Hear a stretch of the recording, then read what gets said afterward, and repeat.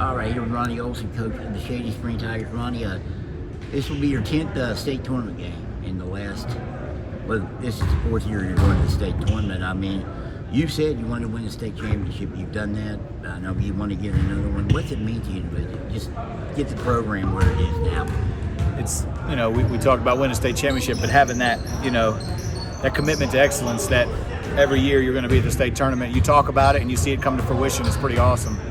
Because, we won our state title, the first year we went, which is pretty hard to do, right? And then we've been back every year since. And to make that consistency, I think that's what sets good programs apart from subpar and average programs. So to consistently go every year and be in the thick of it is what we wanted and what was my blueprint and what I wanted our foundation for our program to be and stay that way. So to see it here, then it's pretty good feeling as a coach.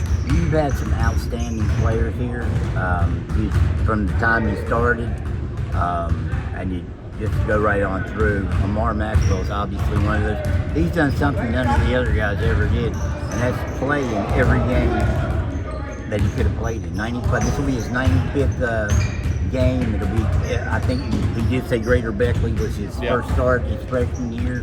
What does that say about this kid? I think that's one of the most underrated things you could say about Ammar is, his toughness and his mental toughness, his commitment to always being there. I mean, you could probably look in the off season, and unless he's out of state for vacation, which is very, very rare, that he will even miss an off season game. And his commitment to the program and his durability, you don't see that a lot anymore. Nobody starts every game. No, with the flu, with strep throat, with just sickness, with maybe injury here and there. But we're coming off a pandemic when everybody was sick. Everybody was sick. So for him to have that toughness is pretty impressive. And I mean, Ammar, our list of players. I would never compare them to each other, but he's up there with the best of them, and he's going to go down as one of the best here, just like a lot of our players have. But he earned it, he deserves it, and his durability has been what sets him apart as well. You said for a long time, at least probably since the end of his freshman year, definitely since his sophomore year that I can remember, that once he realizes and the light goes on and he understands how good he is and can be, the sky's the limit. Has he reached that? He says yes and no. I don't think he has. I think he's still young. I really would have. I think Ammar is the type of kid, his age-wise, says he's in 11th grade, and I think college coaches need to take note of that. Most of them do know that he's a younger senior. He's not even 18 yet, so he won't be 18 when he graduates. No, he won't be 18 when he graduates. So, in a world that you see 18, 19-year-olds in high school basketball and reclassification, he's a true baby. And for him to be there, he has not reached his potential. He's got another 2 years before he can reach it. And every year, the growth in him is phenomenal as a player and him knowing the game. So I just think he's got a ton to grow. I think he's a Division I type player. So hopefully he reaches that, and we'll see what happens. What's the most amazing thing you've seen him do? Aside from playing 95 straight games, which in itself is amazing. One of the bigger games is when he was coming off. He had 30-something against Fairmont at home. That was a big one. His freshman, sophomore year at the state championship game. He had good games there. Not phasing him. He just played. I think down the state tournament was some of the biggest games he's had as far as like the spotlight is on you, and he has never wavered. It hadn't bothered him whether he's playing at Independence High School or Woodrow Wilson or he's played at the state tournament. It doesn't matter how bright the lights are. He just plays.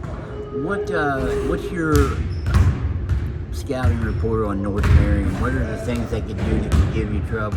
Are there things you think you can exploit? I know you probably won't want to say that, but are there things you can exploit? And are they capable? They're a 500 program, but are they capable of giving you trouble? It's a championship type team in football. They are, and a lot of the football players play on that team. That's some things that worry me is their size. They're bigger kids. They go north and south. They go downhill. So we're going to have to guard in space, one-on-one, kind of guard your yard, what we say. And they're very good. They're a very well coached team. So they're always in position to rebound well. They like to push the break, but I think we can transition them. I'm hoping our pressure can bother teams up there. We'll see.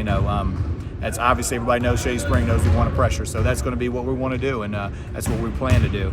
But the key, not just for tomorrow, but for this week, is going to be patience. And we have got to be patient on the offensive end. We've got to be patient on the defensive end. And that's something that we have really worked hard on here the last part of the season. You've gone down there the last 2 years with a very veteran basketball team. Yep. I mean, Fairmont's a great program. You know that. You play them almost every year now. I think you played up at their place this year. They came down here last year, regular season. Yep. Then you met them in the state tournament. Is there an advantage at all that for these guys really haven't played that much in the state tournament? Because if you remember the guys you won it with, that was their first. It was their first time. And I believe this, and I say this, man, players are going to play, and they're going to go get it. If you can play, it doesn't matter where you play. Obviously, your shooting percentage might falter because you're not used to the back, or the first half you might struggle. But I would expect good players after a quarter or two would settle down and kind of get a hold of where they're at. All of them are going to be nervous. If they're not, then that means they're not competing. So, 4 new starters, and 6 of our top 7 have never played any meaningless plays at the state tournament. So that's going to be unknown. I knew last year, the last couple of years we had those guys coming in that all they had was state tournament. They might as well, made a bed at the state tournament. So the unknowing is a little unnerving, but man, these guys have done it all season, and that's all we've talked about from May of last year till now, and all left to do is go get it. 20-win season. I guess again a pretty good. Wasn't the schedule you played last year. Nobody probably would attempt that again. I mean, unless you got veterans like you had. Yeah. These guys were veterans. You probably would have. But a 20-win season, is that overachieving for these guys?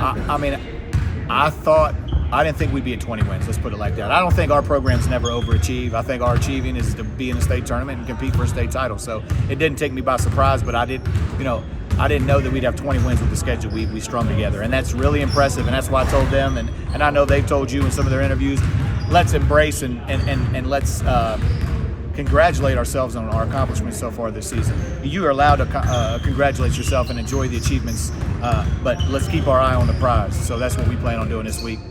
You with these guys, I mean, what's the strength of this team as opposed to the guys you took down there last year?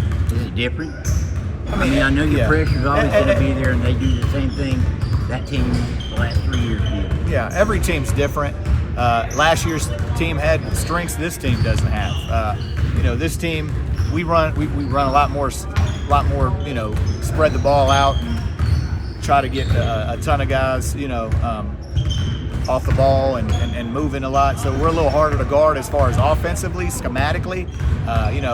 Weaknesses compared to last year's, you can name them all. But this team's built their own niche, and they're a very close-knit group, and they're competitors, and that's a good recipe for success. Last one, when you were down there your first year, you saw Fairmont get knocked off in the first round. They were 1 seed or 2 seed. Bird was 1 or 2. So 1 and 2 got knocked off down there. How do you avoid your 2? You're going in as a 2 seed. How do you avoid that first round knockoff? Preparation and doing what we've done all year. Like I said, patience, because you're going to have to go through some of those rough spells where you might shoot 3 for 12 from the field, and you just got to be able to play defense and stick in there and realize it's going to come around.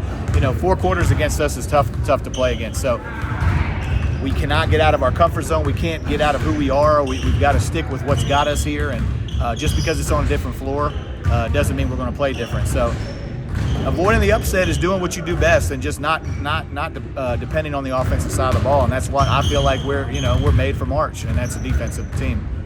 All right, Ronnie, I appreciate it. We'll see you in Charleston tomorrow. Yes, sir. Let's go Shady.